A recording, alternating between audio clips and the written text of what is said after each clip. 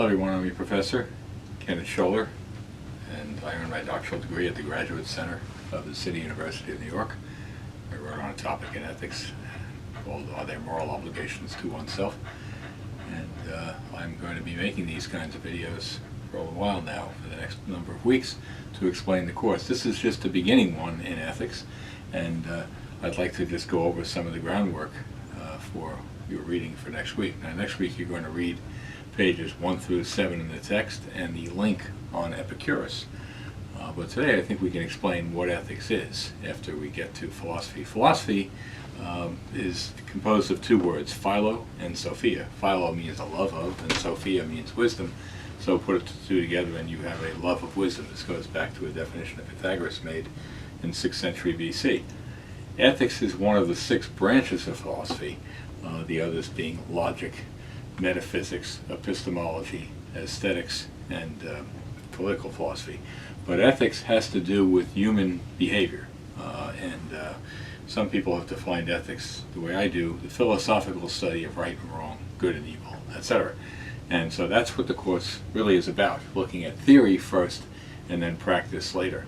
So one of the things that comes up in ethics are, you look at these traditional theories like those of Epicurus that you're reading first, then John Stuart Mill, and then Robert Nozick, who's a 21st century philosopher. And they're under the classification of hedonists. Hedonism is the belief that pleasure is the ultimate good of mankind. You'll see that Mill, Nozick, and Epicurus are different in that regard, even though they all are classified as hedonists. So, but ethics is also, the later part of the course, has to do with applied ethics. We're going to take these traditional theories from Immanuel Kant and John Stuart Mill and Epicurus and Heathwood and Jeremy Bentham to a degree, and apply them to particular problems, like, say, the problem of euthanasia. Euthanasia, sometimes called mercy killing, is very much a current topic because you have in 9 states, 10 jurisdictions altogether, because you count Washington, D.C., where physician-assisted death is legal. This is if a person is terminally ill being defined as you have 6 months or less to live. If you get the opinion of 2 doctors to say that that's the case, then you can buy the medicine, which will act as a poison to end your life. And this is the first state to do this was Oregon. It went into practice in 1996, and as I said, there's been 9 other jurisdictions since that have practiced this. But here's a perfect example of a problem in ethics where you apply traditional theories to a philosophical problem in order to get some insight. Well, why might that be a thing that should be in law? It's legal in those states. Why should it be legal? Well, people like utilitarians, for example. Utilitarianism is the philosophy that a good action is an action that promotes the greatest happiness for the greatest number of people. And what we measure under utilitarianism are units of pleasures and pain. And utilitarians would be apt to say that what is good about euthanasia is that it eliminates pain, or it minimizes pain. Instead of lingering in a slow death and hanging on for 18 months or 2 years or 3 years, what euthanasia does, or physician-assisted death, if you want, which is what it's called under the law now, is allow a person to pass swiftly because of this medical agent that they take, which will kill them in a matter of minutes. This is obviously not forced upon the person. The person decides to do this. So we can glean some insight from ethics here about what to do. Of course, when we get to Immanuel Kant, the German philosopher, some weeks down the road, Kant is of the belief that this is always wrong. He has an argument against suicide, that suicide is always wrong. And one of the reasons he says it's wrong is that we can't universalize it. We can't universalize the will of everyone to do this sort of thing. And then he has a more intricate argument than that we'll leave until we get there. But the utilitarians would disagree with Kant's deontology, because the utilitarians say, well, it's a matter of pleasures and pains, and what we do by doing this is eliminate pains. But all of these arguments are going to depend upon logic to a degree, so we'll be stressing throughout the course arguments. Arguments are logic is the course that studies arguments, but arguments have premises and conclusions. the conclusion, if you have the conclusion that the best thing to do is when you're in pain that can't be cured is to end your life, you have to support that with premises. So premises plus a conclusion make an argument. If you don't have premises and a conclusion, you may just have an opinion. Philosophy doesn't have the highest regard for opinion. This is something Plato goes over in his Republic 2,400 years ago. That opinion are just kind of untethered statements, and that you only have a philosophical argument or logos when you can use evidence or mathematics or reason to make your argument. And so we're going to look at arguments for and against throughout this course.